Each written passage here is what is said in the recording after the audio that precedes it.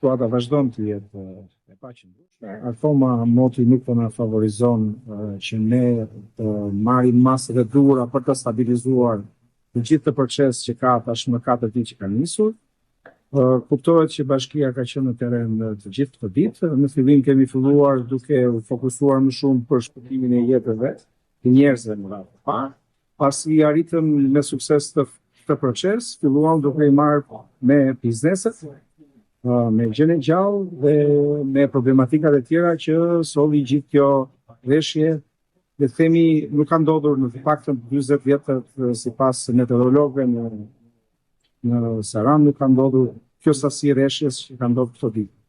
Megjithatë, shpresojmë që brenda pak ditësh ta sjellim situatën në kontroll.